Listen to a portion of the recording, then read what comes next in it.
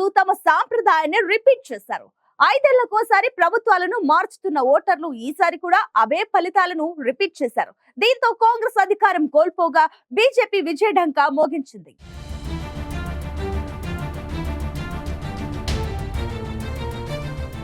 Rajasthan assembly ఎన్నికల్లో కాంగ్రెస్ ఓటమికి కారణం ఏంటి?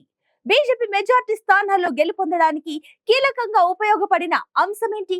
మోదీ చరిష్మా హిందుత్వ కార్డే బీజేపీకి అధికారం కట్టబెట్టిందా?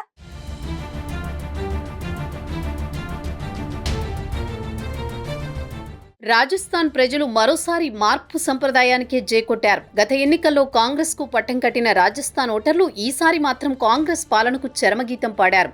5 ఏళ్లకోసారి ప్రభుత్వాన్ని మార్చే సంప్రదాయాన్ని మరోసారి అనుసరించారు రాజస్థాన్ ఓటర్లు. హిందుత్వ వ్యూహం, మోదీ ప్రజాకర్షణ శక్తి పనిచేయడం వల్ల బీజేపీనే రాజస్థాన్ పీఠాన్ని కైవసం చేసుకుంది.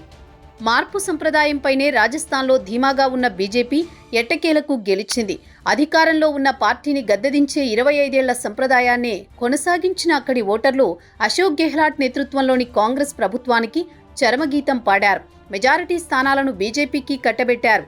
కాంగ్రెస్ పై ఉన్న వ్యతిరేకత, మోదీ ప్రజాకర్షణ శక్తి, హిందుత్వ వికాసం వంటి అంశాలు బీజేపీ విజయానికి దోహదం చేసినట్టు తెలుస్తోంది.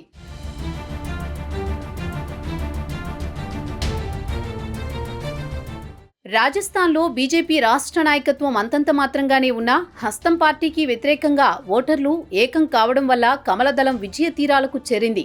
1998 నుంచి రాజస్థాన్లో 5 ఏళ్లకోసారి అధికారం పార్టీల మధ్య మారుతూ వస్తోంది.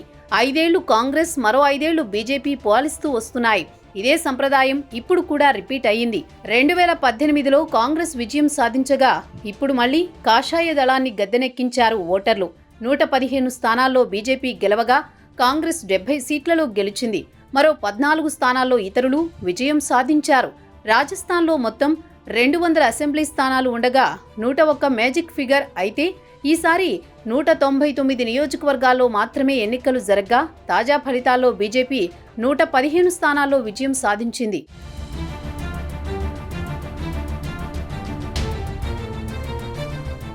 రాజస్థాన్లో అశోక్ గెహ్లాట్ ప్రభుత్వంపై ఉన్న వ్యతిరేకతే ఎన్నికల్లో బీజేపీకి సానుకూలంగా మారినట్టు తెలుస్తోంది.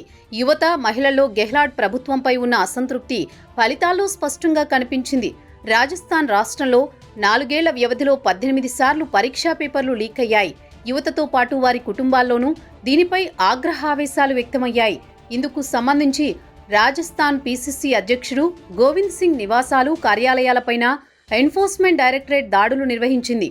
దీంతో కాంగ్రెస్ సర్కారుపై వ్యతిరేకత కాస్త బీజేపీకి సానుకూలంగా మారడం ప్రారంభమైంది. కమలనాథులు సైతం జోరు ప్రదర్శించి అసంతృప్త ఓటర్లను తమ వైపు తిప్పుకునేందుకు ప్రయత్నించారు.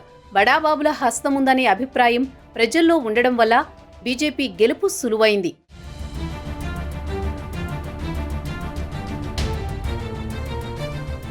ఇక మహిళల్లోనూ అసంతృప్తి రగలడం అశోక్ గెహ్లాట్ సర్కారును కోలుకోలేకుండా చేసింది. అత్యాచారాలు సహా మహిళలపై నేరాలు పెరిగిపోవడం ఆ పార్టీ విజయావకాశాలను దెబ్బతీసింది.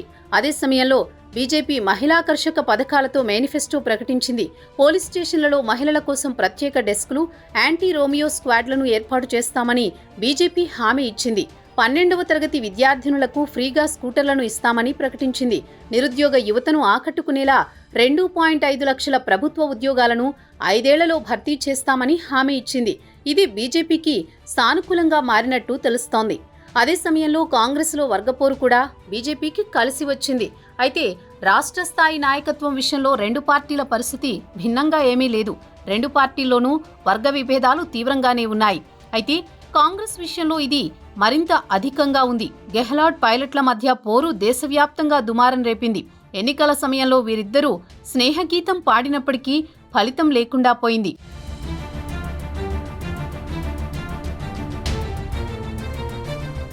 మరోవైపు బీజేపీ సైతం మాజీ సీఎం వసుంధరా రాజేకు కళ్లెం వేసి కొత్త నాయకత్వానికి బీజం వేసింది. ఎంపీ దియా కుమారిని రంగంలోకి దించింది.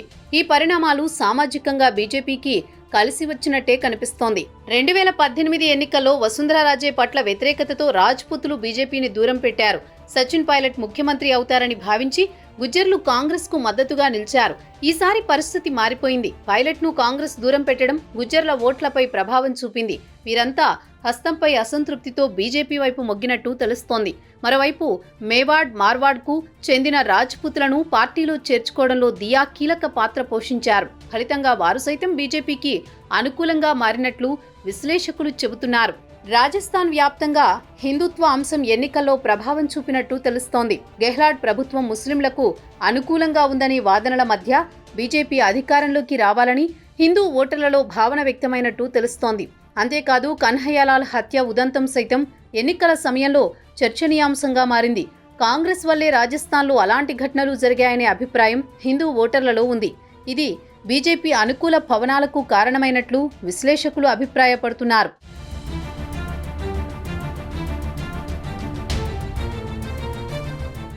రాజస్థాన్లో రాష్ట్ర స్థాయిలో బలమైన నాయకత్వం లేనప్పటికీ ఎన్నికల్లో బీజేపీ విజయానికి ప్రధానమంత్రి నరేంద్ర మోదీ, బీజేపీ అధిష్టానమే కారణమని స్పష్టమవుతోంది.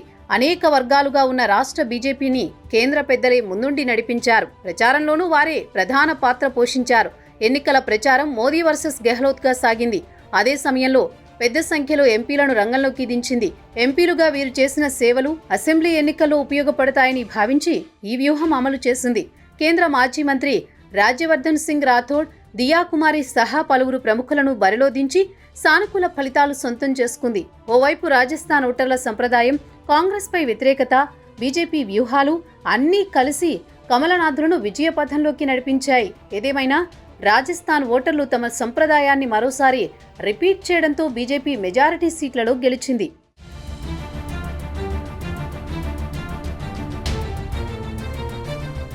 గత కొన్నేళ్లుగా రాజస్థాన్ ఓటర్లు ఫాలో అవుతున్న సాంప్రదాయం పైనే మరోసారి మొగ్గు చూపుతున్నారు. ప్రతి 5 ఏళ్లకు ఒకసారి కాంగ్రెస్, బీజేపీల మధ్య అధికారం మార్చుతున్నారు. ఈసారి కూడా అదే సాంప్రదాయం రిపీట్ చేసిన ఓటర్లు బీజేపీకి పట్టం కట్టారు.